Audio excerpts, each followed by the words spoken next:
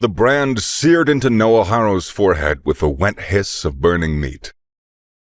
He bit through the leather strap between his teeth, tasting copper where his molars had punched through his cheek.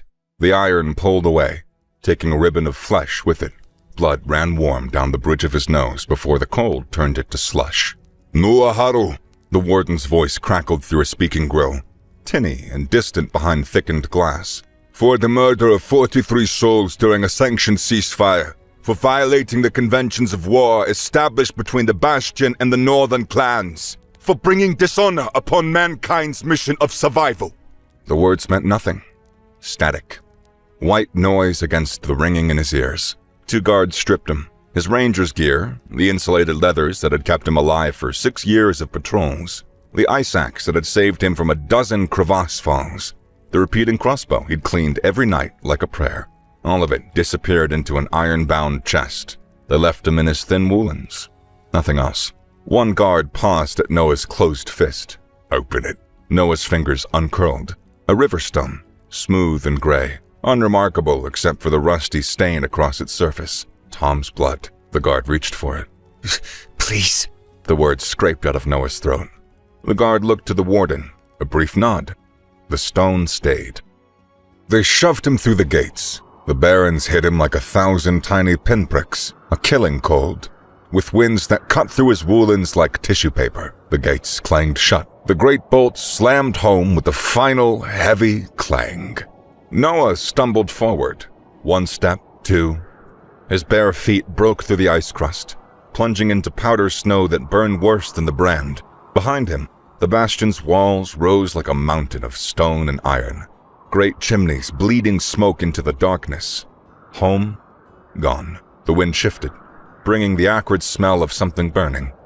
Not here, not now. Memory crashed over him. Wood resin popping in the heat, flesh crackling like pork fat, giants scrambling from their longhouses, fur cloaks ablaze, children's voices pitched high and terrible.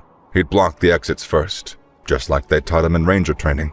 Control the battlefield, deny escape routes. Only he'd used it on families, on their holy night, the night of first snow, when even warriors laid down their axes. A giant child, maybe 6 years old, had made it to a window. Noah put 3 quarrels through its chest. Center mass, just like they'd taught him. He came back to himself on his knees in the snow, retching bile that froze before it hit the ground. Tears had frozen his eyes half shut. The brand pulsed with each heartbeat, a metronome of pain. Get up. Move. Die on your feet. He forced himself upright. The settlement's lights painted the ice field orange behind him. Ahead, darkness and wind and the promise of a slow death. He clutched Tom's stone tighter, its edges cutting into his palm, and walked into the black. Cora's breath misted in the glacier cave, each exhalation a small ghost in the blue darkness. Her hands, massive even by giant standards, worked the ice with surprising delicacy. The sculpture taking shape was her youngest sister, barely 4 feet tall in life, a runt by their people's measure. In ice, she stood proud. 2 months since her exile. 2 months since her father's claws had opened her face like overripe fruit. The wound had healed into a thick rope of scar tissue, but it still ached when the pressure dropped. Storm coming. Always storms in the deep winter. She'd tracked the rhyme stag herd for 3 days, surviving on pine bark and the occasional ice hare. Stags were close now. She could smell their musk on the wind, hear their heavy breathing echoing off the canyon walls. One good kill would mean meat for weeks, enough to see her through until... A sound. Not stag. Not wind. Something stumbling through the storm, breathing wrong, ragged, desperate. Cora set down her carving knife, a shard of volcanic glass she'd napped herself, and reached for her war spear. 9 feet of hardwood topped with giant forged steel. The weight of it felt good in her hands, familiar. She expected a hunting party. Her father's warriors, come to finish what his claws had started. Make an example of the soft-hearted fool who'd looked at the human children, small, helpless, huddled in their stark stone dwellings, and couldn't bring herself to crush their skulls. Weakness, her father had called it. The humans had burned 3 villages, killed over 100 of their people.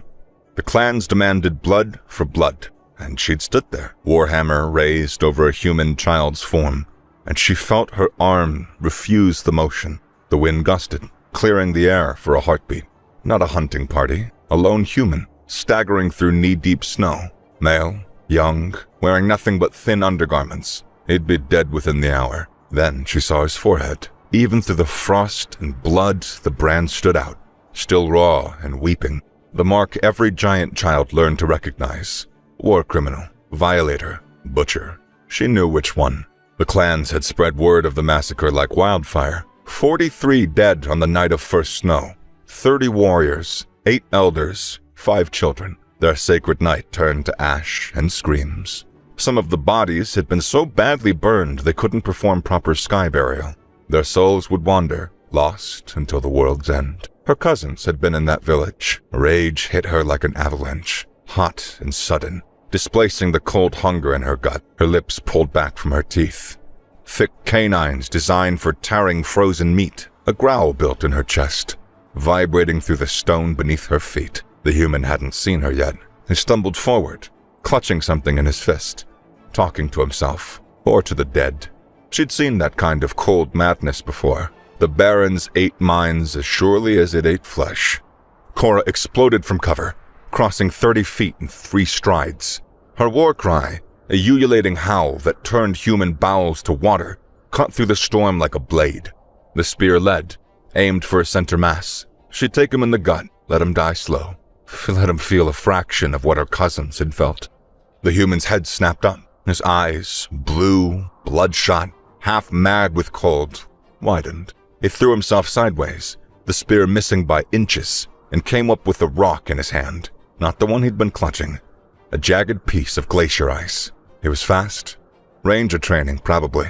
They moved different from the other humans. All economy and purpose. But she had reach, strength, and rage.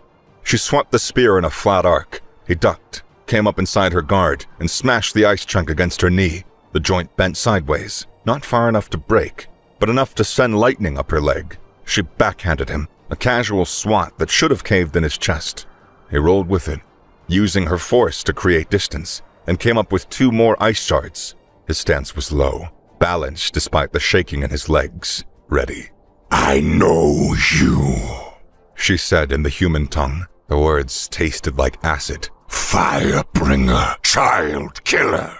Something flickered across his face. Not denial, not defiance. Recognition. Pain. Good. He didn't waste breath on words, just circled right, forcing her to pivot on her bad knee. Smart, using her size against her. She feinted with the spear butt, then whipped the blade around in a figure-8 pattern her mother had taught her. He read it, barely, throwing himself backward. The blade caught his woolens, opening a 6-inch gash.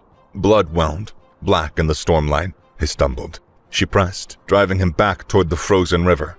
Noah's world had shrunk to instinct and angles. Duck, roll, strike, survive. The giant, female, young despite her size, favoring her left knee now, fought like an avalanche. But avalanches were predictable if you knew how to read them. She was herding him toward the river. She could hear it groaning beneath its ice shell, water still flowing despite the killing cold.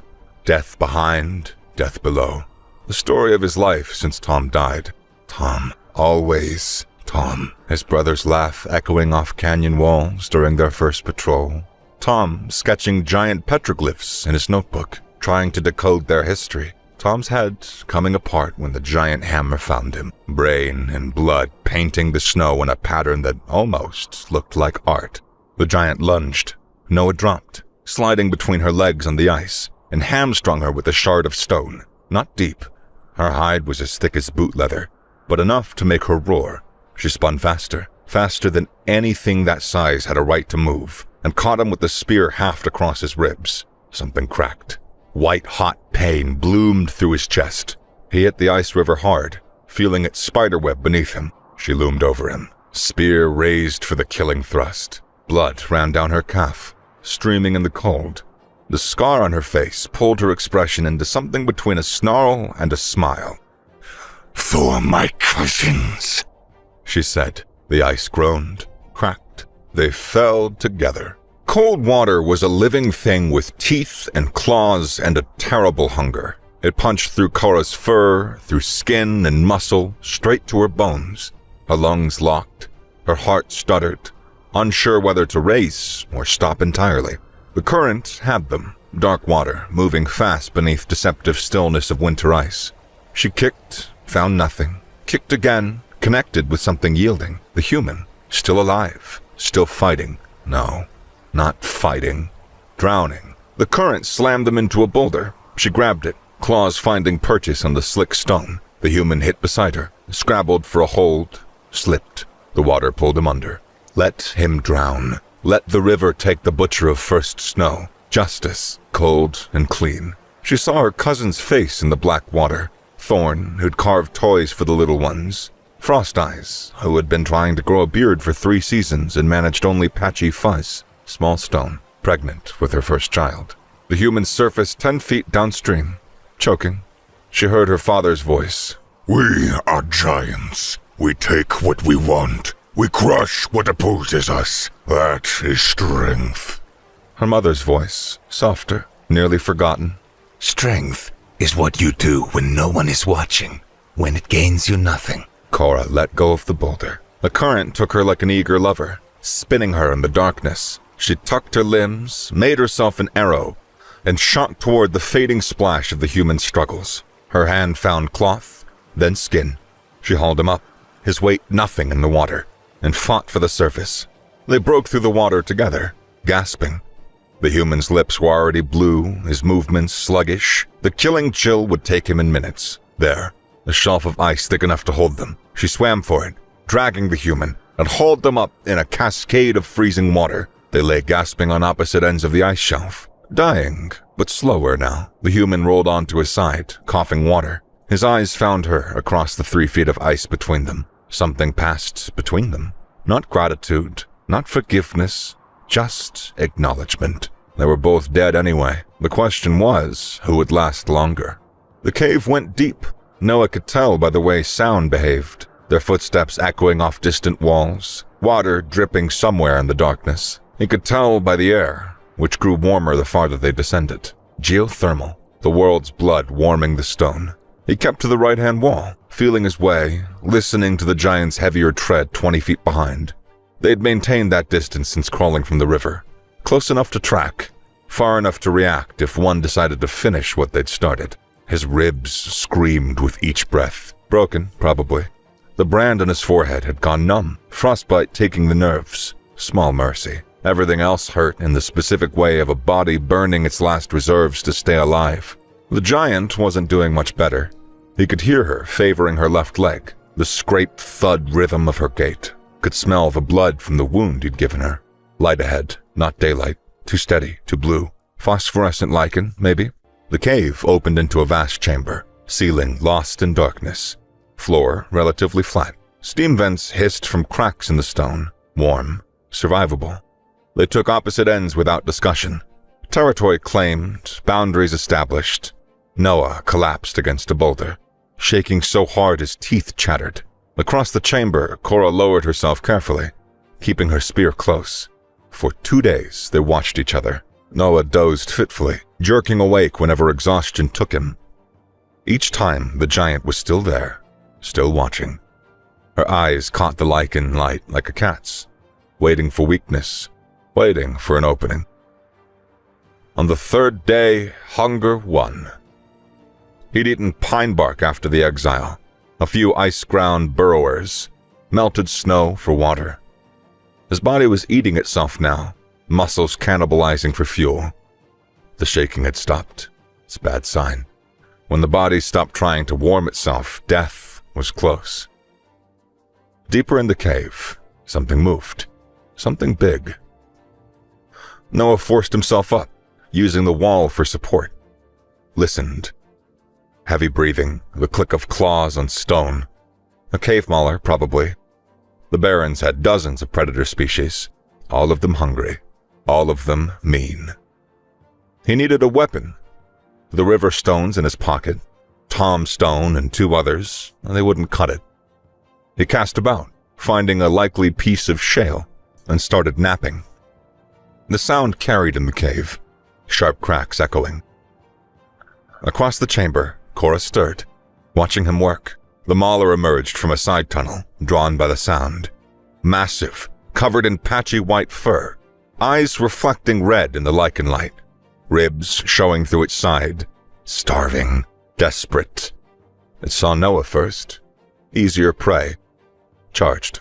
Noah got the half-finished spear up, but his broken ribs made the movement sluggish. The creature would be on him in seconds. Those massive jaws. Cora's war spear took it in the shoulder. A perfect throw that spun the creature sideways. It roared, wheeling toward this new threat. She was already moving, snatching up a boulder the size of Noah's torso and bringing it down on the creature's skull. A crack echoed through the chamber. The mauler dropped, twitched, and went still. They stood on opposite ends of the corpse, breathing hard. Blood pooled on the stone, steaming. Why? Noah's voice came out rusted, unused. She looked at him for a long moment. Then she pulled a knife from her belt, stone, beautifully napped, and began butchering the carcass. Methodical cuts, wasting nothing. Once she'd taken half, she stepped back. Not kindness, pragmatism. They both needed to eat to survive. You can't kill your enemy if you're dead from starvation. Noah finished his spear and joined the butchering. They worked and ate in silence. The meat was tough, gamey, but it was calories, fuel. When they'd reduced the carcass to useful parts, Noah built a small fire near his side of the cave. The smoke would be a problem eventually, but raw meat in his condition would kill him faster than the fumes. He showed Cora how to build a smoking rack from bones and sinew, preserving the meat for travel. She watched, memorizing. Then she showed him something, reading weather in the ice formations near the cave mouth. The crystalline patterns that meant pressure changes, storm fronts, clear skies. Information that could mean life or death on the surface.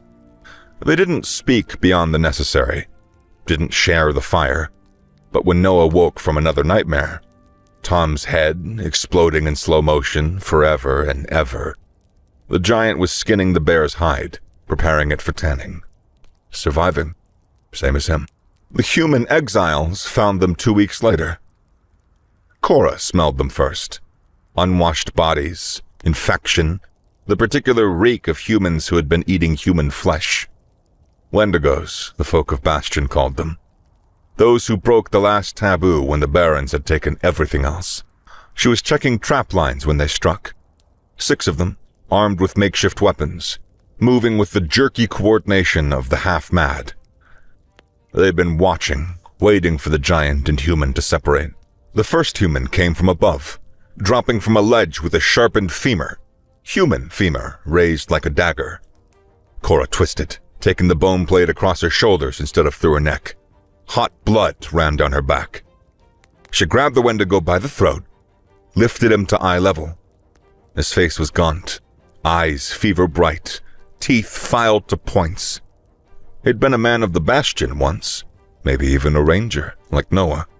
Now, he was just meat and madness. She crushed his windpipe and threw the body at 2 more rushing from the left. They went down in a tangle of limbs. A crossbow quarrel, crude but effective, punched through her thigh. She roared, more anger than pain, and charged at the shooter. He got 1 more shot off, missing wide before she put her spear through his sternum. Something warned her. Instinct, maybe, or the faint whistle of displaced air. She ducked. A club with studded human teeth whistled over her head. She came up swinging, caught the Wendigo with a backhand that sent him flying into the cave wall. The wet crunch of impact said that he would not be getting up. Movement to her right. She spun, spear leading, and nearly skewered Noah. He slid past her thrust, smooth as water, and put his own spear through the Wendigo trying to flank her. The man dropped, clutching his gut and screaming. Noah finished him with a quick thrust of the throat. Mercy or pragmatism? With him, Cora couldn't tell. The last Wendigo tried to run. Cora's thrown knife took him between the shoulders. He made 3 steps before collapsing. They stood amongst the bodies, breathing hard. Blood, hers, theirs, painting the snow in abstract patterns. He gestured to her wound, then to his healer's pouch. She nodded, let him approach. His hands were steady as he pushed the quarrel through, better than trying to pull it back past the barbs.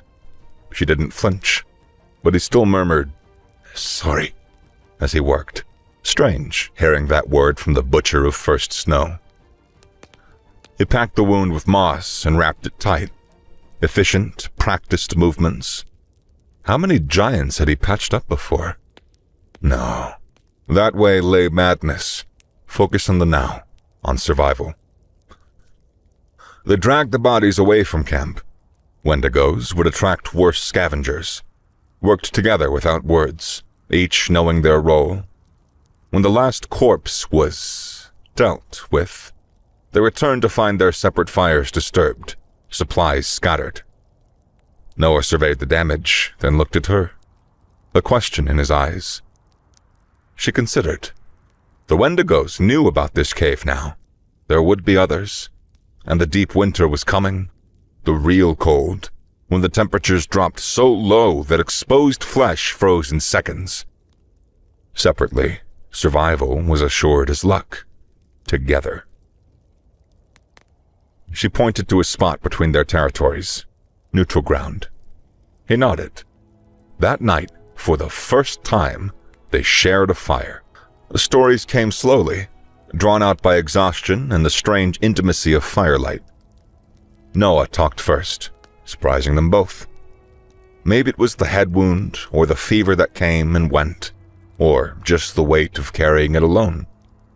He talked about Tom, not the death, never the death, but the life. He was an artist. Noah fed another branch to the fire, watching the sparks rise. Can you imagine? Hauling ass across frozen wasteland, dodging giants and worse. And he's just sketching. He's always sketching. He said he was going to chronicle this whole land. Make people understand that it wasn't just ice and death. That there was beauty here too. His voice caught.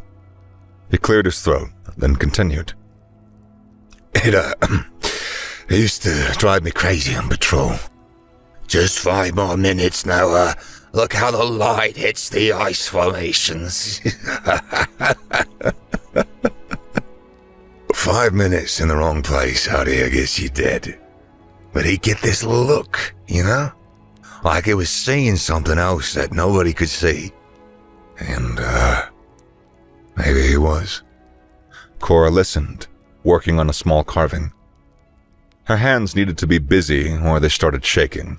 Old habit from childhood.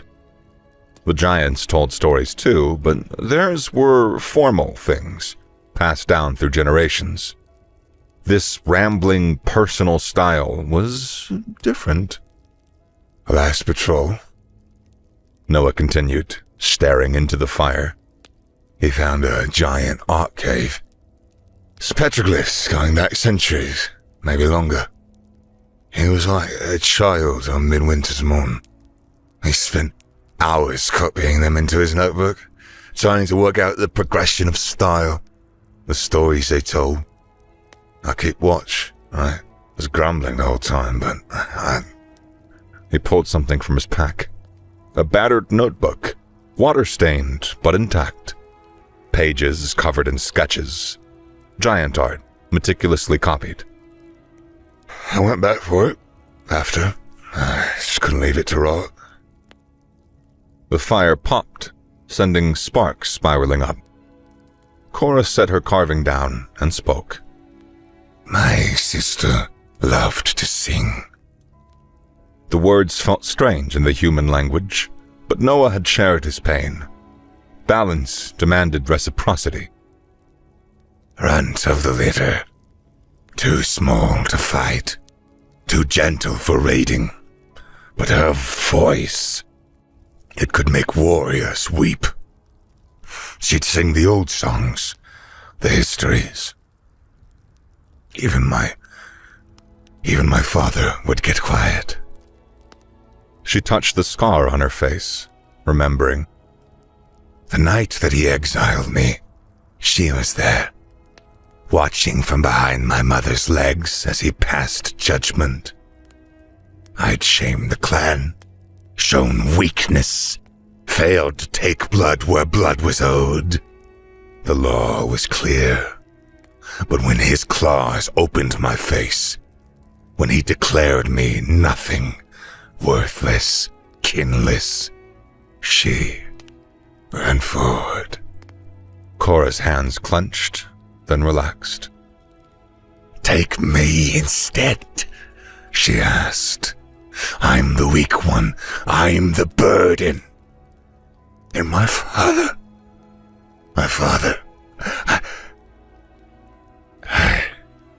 I had never seen him hesitate before, but for one moment, his hand shook.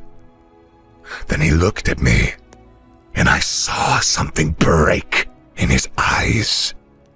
One is enough, he said. Go before I change my mind. She picked up the carving again, her sister's face, half formed in wood. I don't know if she still sings. They sat in silence after that, but it was different from before.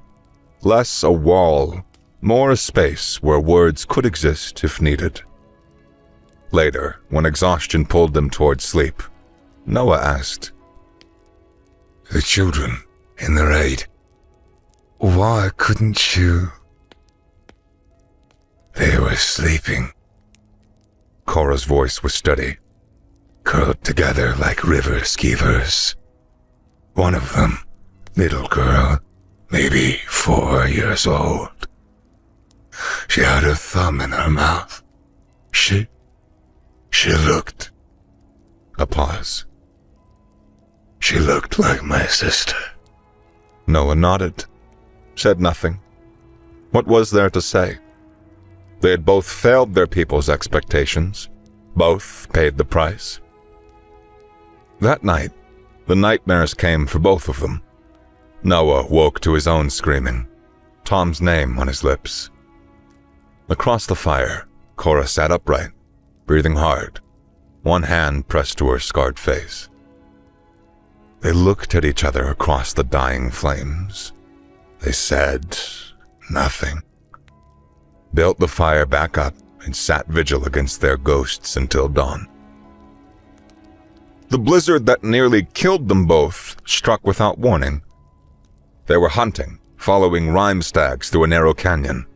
The past 3 weeks had established a rhythm. Not partnership exactly, but a functional cooperation. Noah's human eyes could spot details Cora's missed. Her strength could bring down game he could only wound. Together, they ate better than either would alone. The sky went from gray to black in minutes. The temperature plummeted. The wind rose from a whisper to a scream, driving ice crystals hard enough to draw blood. A flash freeze, the kind that killed in minutes, turning blood to slush in the veins. Noah grabbed Cora's arm, pointed to a rocky overhang barely visible through the white. She nodded, and they fought towards it together, her bulk sheltering him from the worst of the wind. The overhang was shallow, barely enough to block the horizontal snow. They pressed against the rock face, sharing what little heat they had. Not enough. Noah's shaking had stopped again, the killing cold. Cora did something unexpected. She pulled him against her, wrapping her arms around him, covering her with her bulk. Her body temperature ran higher than humans, adaptation to the climate. It was pragmatic, logical. He'd die without the warmth, and she needed him alive for hunting. That's what they told themselves. The storm raged for hours. They dozed fitfully, taking turns on watch, though there was nothing to watch but white death. Noah felt the giant's heartbeat through her ribs, steady and strong, felt her breathing sync with his. Somewhere in the white nothing, pressed between stone and giant, the taut watchfulness he'd carried since Tom's death eased. Just a fraction. Just for a moment. When the storm finally broke, they separated without words, went back to hunting. But that night, when they made camp, the distance between the bedrolls was less. Still wary, still watchful, but the boundary had shifted. 3 nights later, exhausted from a failed hunt, stomachs cramping with hunger, something else shifted. Noah was working on new arrowheads, trying to ignore the way his hands shook. Cora watched from across the fire, carving another figure. Him, he realized with a start, the concentration on her face as she worked the details. Why do you make those? He asked. She looked up, seemed to weigh the question. To remember, my people. We carry our dead in wood and song, but I have no one to sing with now. So, she gestured to the small army of figures. Wood must be enough. Yeah, some love to sing. The words slipped out before Noah could stop them. Badly. Very badly. He couldn't carry a tune in a bucket, but he'd sing anyway. These body shanties from these old kingdoms. They'd drive everyone crazy on long patrols. Almost a smile ghosted across Cora's face. My sister would have tried to teach him proper pitch. Some would have loved that.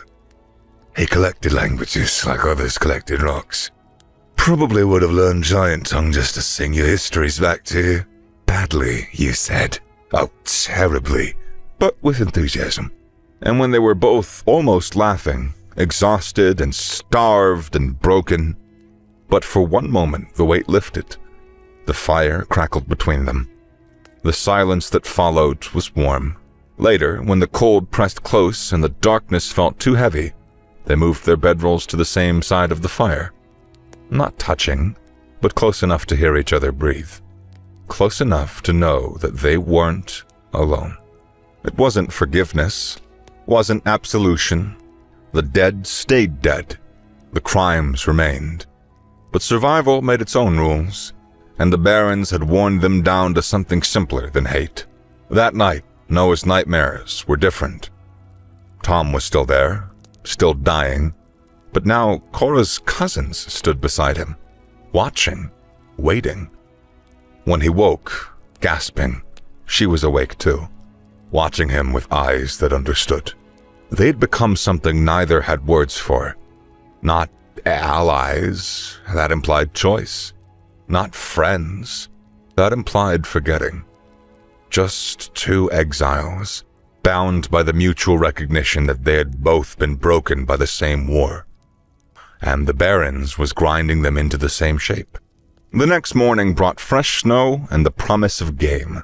They rose, gathered their gear, and hunted together in the growing light. The silence between them had transformed from threat to understanding. But they'd grown careless. Their shared fire sent smoke into the sky. Their doubled tracks left clear signs in the snow. They'd built something like a life, and life left traces. Far to the north, following those traces with inexorable patience, Bjarg the Scarred led his hunting party south. The burned side of his face wept constantly in the cold.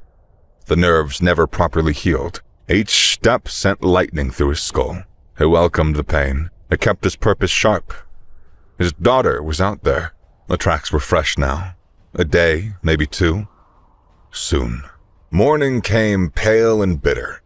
The sun a distant rumor through low clouds. Noah woke to wrongness. That prickle at the base of the skull that 6 years of patrol had beaten into instinct. The birds had gone quiet.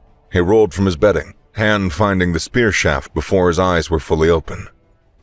Across the dead fire, Cora was already up, head tilted, testing the wind. She met his gaze, nodded. Company. They moved without words, a choreography born of 3 months' survival. Weapons gathered, camp struck, the essential supplies, smoked meat, water skins, healing moss, divided and packed. Everything else abandoned. Noah climbed to the cave mouth, belly down in the snow. The storm had blown itself out overnight, leaving crystal clarity that let them see for miles. There, dark spots against white, moving with purpose. 6, no, 7 giants. They slithered back, held up 7 fingers. Cora's face went very still. She knew who led them. Had known this was coming from the moment she'd pulled Noah from the river.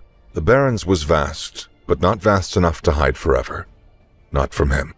Go. Her voice was steady. Back entrance. Then, no. She blinked at the interruption. Noah checked his weapons. Spear, napped knife, 3 good throwing stones. Tom's river stone, always in his pocket. He's not here for me, Noah said. Not really. You burned. I know what I did. The words came out harsh. He softened them. But this? Father coming for wayward daughter. That's older than both our peoples. Cora's jaw tightened. For a moment, he thought she'd argue. Then her shoulders dropped. He won't accept excuses. Won't care that I... He gestured between them, unable to name what they'd become. The law is law. I showed weakness. Failed my clan. And you... The butcher of first snow. Noah touched the brand on his forehead. Now a raised pink scar. Yeah, I know. They stood facing each other in the cave mouth. 3 months of shared survival. Of slowly learning to see each other as more than enemy. More than monster. Of building something that had no name, but mattered anyway. He will challenge you. I'll accept. You'll die. Probably. That's not... She stopped. Tried again. You don't understand. My father, he's... Before the burning, he was formidable. Now, the pain has made him something else. He doesn't just want you dead, he wants you broken. Noah thought of Tom, of the months after, when every giant face was the one that had killed his brother. When rage was the only thing that got him out of bed. I understand, he said quietly. Movement below. The hunting party had reached the lower slopes. Even at this distance, Noah could make out the lead figure. Massive even for a giant, moving with a slight hitch that spoke of old pain. Half of his face was a melted ruin of scar tissue, Noah's work. His masterpiece of hatred. There's another way, Cora said suddenly. We run, together. South, past the human lands, into the volcanic plains. Neither human nor giant hunts there. We could... No. Noah checked the edge on his knife. Running makes it worse. This ends today, one way or another. She grabbed his shoulder, turned him to face her. Her green eyes were bright with something that might have been tears if giants cried. You stupid human, she said. You don't have to die for my mistakes. I'm not dying for yours. Noah covered her hand with his, small against her massive fingers. I'm dying for mine. There's a difference. They had minutes at most. Noah pulled Tom's notebook from his pack, pressed it into her hands. Keep this, whatever happens. Tom, he would have wanted someone to remember that there was beauty here too. Cora's fingers closed around the notebook. Then she pulled him close. Awkward with the size difference, but her intent was clear. They held each other for a heartbeat, too. The first time they'd embraced without the excuse of survival. Try not to die too quickly, she said against his hair. I'd hate to miss it while pissing. I'll do my best to die entertainingly. They separated, gathered their weapons, walked out together to meet what was coming. Bjorg the Scarred stood in the killing ground. A flat expanse of wind-scoured stone 50 yards from the cave. His warriors flanked him in a loose semicircle. They carried weapons, but kept them lowered. This wasn't a raid. It was judgment. The burned side of his face was worse than Cora remembered. The flesh had healed badly, twisted and ropey, pulling his left eye half closed. Constant pain had carved deep lines around his mouth, but his good eye was sharp as ever, taking in everything. Her defensive stance, the human beside her, the careful distance between them that spoke louder than closeness. Daughter. His voice was gravel and rust, damaged by smoke inhalation. You live. Father, She kept her tone neutral. As do you. His gaze shifted to Noah. The temperature seemed to drop 10 degrees. Butcher. Noah said nothing. There was nothing to say. I tracked you across half the barrens. Bjarg continued, still looking at Noah, but speaking to Cora. Through blizzards that killed 2 of my warriors. Past human patrols that would have slain us on sight. Do you know why? Cora's throat worked. Because I shamed you. No. For the first time, Bjarg looked directly at her. Because I thought you were his prisoner. I thought the butcher had taken you for sport, torture, the things that humans do. His expression cracked, just for a moment. Pain deeper than physical.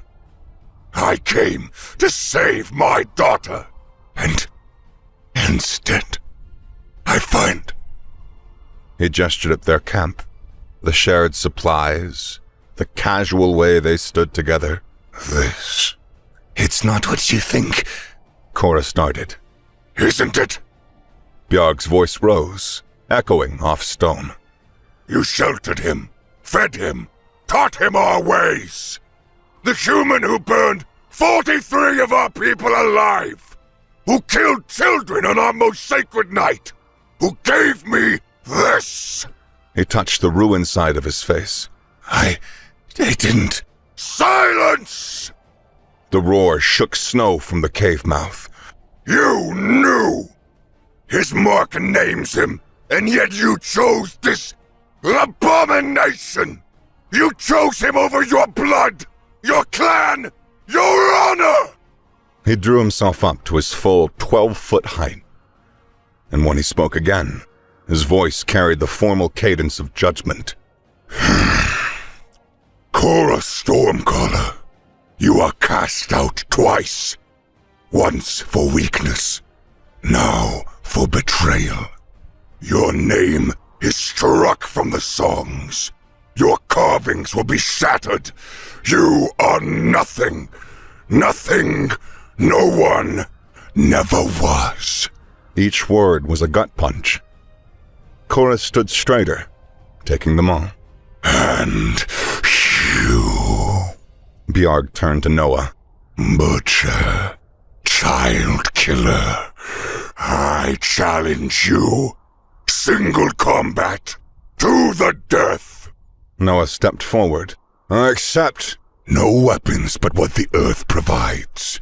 No quarter asked or given. Do you understand the terms? I understand. The circle widened. Warriors and exiles alike gave the combatants room. Bjarg stripped to the waist despite the killing cold, revealing a torso covered in ritual scars and fresh burns from the morning. Noah kept his woolens. What protection they offered was negligible, but freezing to death before Bjarg could kill him seemed like poor form.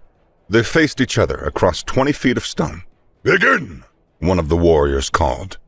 Bjarg charged. The ground shook under his steps. Nearly half a ton of muscle and rage closing the distance with shocking speed.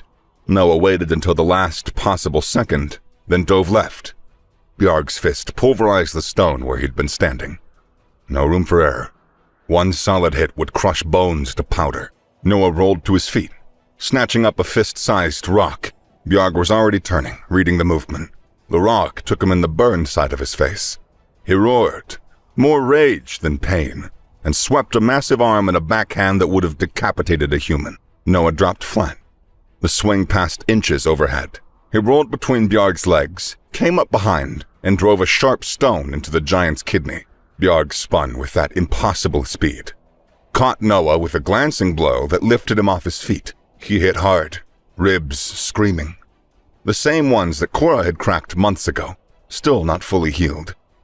Get up. Move. Stop moving and you are dead. He forced himself to his feet. Bjarg advanced, patient now, testing. A feint left, a grab right. Noah darted in, not aiming for a killing blow, but for something more tactical. He drove a jagged shard of granite deep into the soft tissue behind Bjarg's right knee, twisting it before pulling free. The giant roared, a sound of fury mixed with the sharp, structural pain, and his right leg buckled for just a moment before he caught his balance. You fight like a coward. Bjarg growled, now favoring the leg slightly. All tricks and running. Noah didn't waste a breath responding. Cowardice was staying alive. Everything else was philosophy. He avoided another grab, but Bjarg was learning his rhythm. The giant anticipated his dodge and caught Noah's wrist. Bones ground together. The knife fell from nerveless fingers. Bjarg lifted him one-handed, bringing him to eye level. You took my cousins, the giant said. My peace, my face. What else? Noah met his gaze, saw past the monster of his nightmares to the father beneath, the mirror of his own grief. Everything, Noah said. Same as you took from me. Something shifted in Bjarg's expression. For a moment, the rage cleared, leaving only pain. Then he slammed Noah into the ground. Cora bit through her lip to keep from crying out. The human hit the stone with a wet crack. Didn't move. Bjarg stood over him, chest heaving. Blood ran from a dozen small wounds, but he was still standing, still strong. Noah wasn't. Her father reached down, grabbed the human by the throat, lifted him again. Noah's head lolled, semi-conscious. Blood ran from his nose, his mouth. Look at him, Bjarg said, turning so the other warriors could see. This is what breaks when it meets giant strength. This is why we are supreme. It was playing to the crowd now, making it a lesson. Noah's feet kicked weakly, seeking purchase that wasn't there. For 43 lives, Bjarg intoned, raising his other fist. For the night of first snow. For... Noah's hand moved. Barely a twitch, but Cora saw it. Saw him pull something from his pocket. The river stone. Tom's stone. With the last of his strength, with perfect, desperate accuracy, he whipped it. The stone struck the giant's already injured right knee with a sickening thud. The joint, its supporting tendons shredded, gave way with a wet tearing sound. Bjarg screamed. His leg buckled. His grip loosened. Noah fell, hitting the ground and rolling, using momentum to scramble forward. As the giant struggled to stay upright on one good leg, Noah kicked out with all his remaining force, striking the back of the ruined knee. The leg collapsed completely. Bjarg went down like a felled tree, his roar of rage turning into one of agony. He tried to rise, but the limb was useless. He fell back, clutching his ruined knee. Noah crawled to a boulder, used it to pull himself upright. Found another stone, larger, jagged, a killing stone. He limped towards the fallen giant. Do it, Bjarg snarled through gritted teeth. Finish your work, butcher. Noah stood over him, stone raised. The moment stretched and broke. Noah fell to his knees. The stone tumbled from nerveless fingers. He pressed his forehead to the frozen ground. Submission, surrender, something else? I'm sorry. The words came out broken, barely audible. I'm so fucking sorry. Bjarg stared. The watching giant shifted, uncertain. Noah's shoulders shook. He was crying, ugly, wrenching sobs that seemed torn from somewhere deep.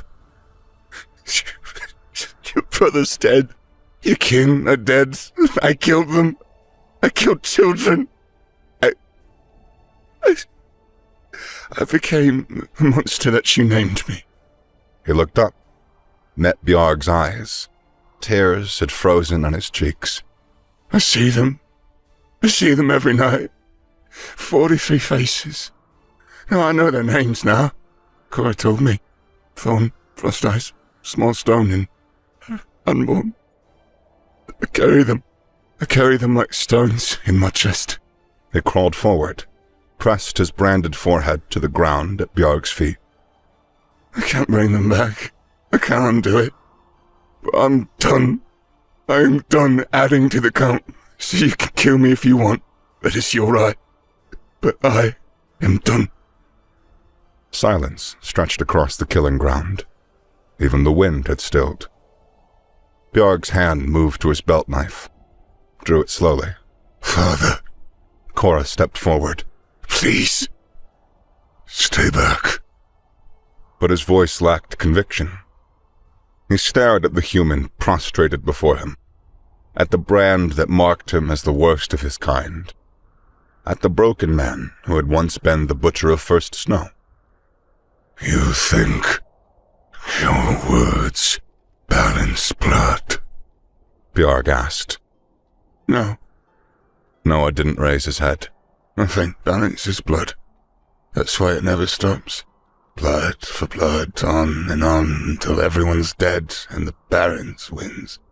Pretty words. The knife shook in Bjarg's grip. My kin are still ash. Yes. My face still burns. Yes. Yes. You still did this. Yes.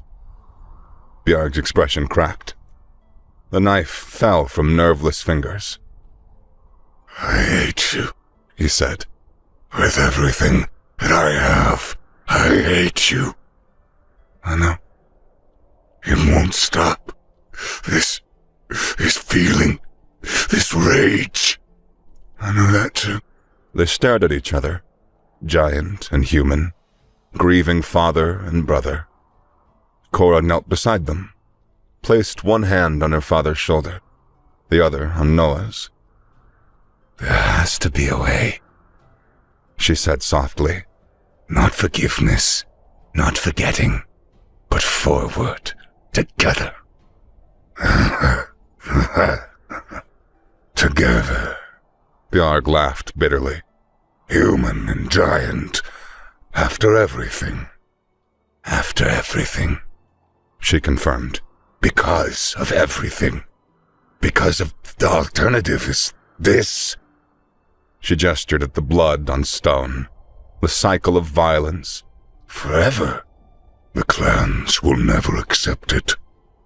Some will. The tired ones. The ones who've lost enough. She looked at the other warriors. The ones who want their children to grow up to be something more than corpses. Bjarg closed his eyes. When he opened them, something had shifted. Get me up, he said. Noah and Cora helped him stand, supporting his weight. There's a valley, Cora said. South of here. Steam vents. Game, shelter, room for both peoples. If they're willing to work for it instead of against each other. A dream, Bjarg said. A chance, Cora corrected. That's all. A chance to try to build something different. Bjarg was quiet for a long moment. Then, I'll need a walking stick. This knee won't hold weight ever again. I'll carve you one, Cora offered.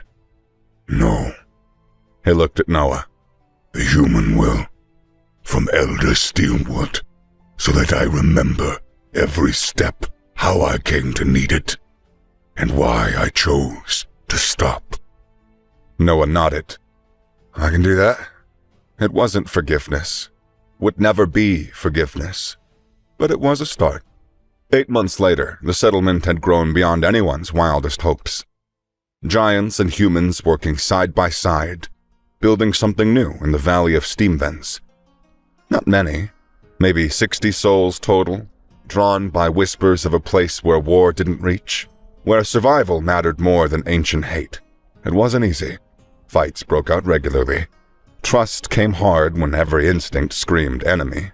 But empty bellies and killing cold had a way of rearranging priorities. Noah stood on the ridge above the settlement, watching mixed patrols return from hunting, giants and humans moving together, covering each other's weaknesses. It still felt surreal. Brooding again? Cora climbed up beside him. Even sitting, she towered over him, thinking, Dangerous habit. He smiled. Still a rare thing, but less rare than before. How's your father? Complaining about his knee. Complaining about humans. Complaining about the smell of the steam vents. She paused. Teaching the young ones to read weather signs.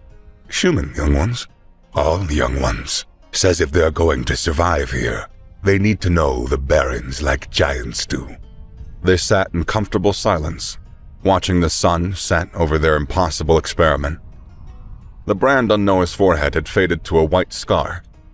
He still wore it, would always wear it, but it no longer defined him. Council meeting tonight? Cora said eventually. About the new arrivals from the northern clans. They're struggling with the arrangement. They'll adapt or they'll leave. Noah had gotten pragmatic about it. That's how this works. Spoken like a true diplomat. Bite me. She laughed, a sound that still surprised him. Giants laughed differently than humans. Deeper, but the joy was still the same. Actually, she said, growing serious. There is something else. Before the meeting. Something in her tone made him look up. She wasn't meeting his eyes. What kind of something? The kind where... She took a breath. Where I need you and my father in the lodge. Alone. To discuss... logistics. Logistics? Shut up. I didn't say anything. Your face said things. My face is very quiet. She cuffed him gently, but it still rocked him sideways. Just be there. The lodge was warm, fire crackling in the central pit. Bjarg sat on a bench, his carved walking stick across his knees. The stick Noah had made, hand-carved steel wood with intertwining human and giant motifs. A daily reminder of choices made. You summoned us, daughter. Cora stood before them, uncharacteristically formal. I did. Noah took his place, wondering at the tension in the room. Even Bjarg seemed uncertain. There is something that you both need to know. Cora began. Something that will affect the settlement. The future. Everything trying to build here. She paused, gathering courage. I am with child. The silence was absolute. Noah's brain seemed to stutter, refusing to process the words. Bjarg's mouth opened, closed, opened again. Then, in perfect unison, What? The synchronized outburst shattered the tension. Cora's lips twitched into a smile. You heard me. But, Noah started. How? Bjarg said. They looked at each other, back at Cora. The implications crashed over them like an avalanche. Is that even possible? Noah's voice cracked like a teenager's. Apparently. But the size difference in the... Not discussing that with my father present. I don't want to know, Bjarg said quickly. Then, to Noah. You did this. I mean, technically we both did... Not discussing. Bjarg slumped on the bench, looking every one of his years. A grandchild. Half human. This will complicate things, Noah said, master of understatement. It will. Cora's voice was steady. There will be those on both sides who see it as an abomination, who will want to... She touched her still flat stomach protectively. They will have to go through me, Bjarg growled, then seemed surprised at himself. And me, Noah added. And the entire settlement, if I have anything to say about it. Cora looked between them. This child, our child, it will be living proof that the old ways don't have to define us, that we can make something new. Or they'll be caught between worlds, Bjarg said quietly. Belonging to neither. They'll belong here, Noah said firmly. Cora smiled at him. The expression still transformed her face, softening the warrior into something else. So, Bjarg said after a moment. Do I have to call him son now? Let's stick with Noah. Thank the ancestors. Son would have made me vomit. Likewise, father. I'm right here, Cora reminded them. They subsided, but Noah caught what might have been amusement in Bjarg's eye. His good eye. Outside, the settlement went about its evening routines. Giants and humans sharing meals, mending tools, preparing for tomorrow's challenges. It wasn't perfect, might never be perfect, but it was theirs. On the mantle of the lodge, Tom's riverstone sat in a place of honor. Just a stone, worn smooth by water and time, but also a reminder of loss, of choice, of the moment when the cycle broke. Next to it, Cora had placed one of her carvings, 2 figures, giant and human, standing together against the storm. Spring came late, but came nonetheless. In the growing dusk, the settlement's hearthlights came on one by one. Giants and humans, criminals and exiles, the lost and the finding, all of them choosing every day to try something different. It was enough.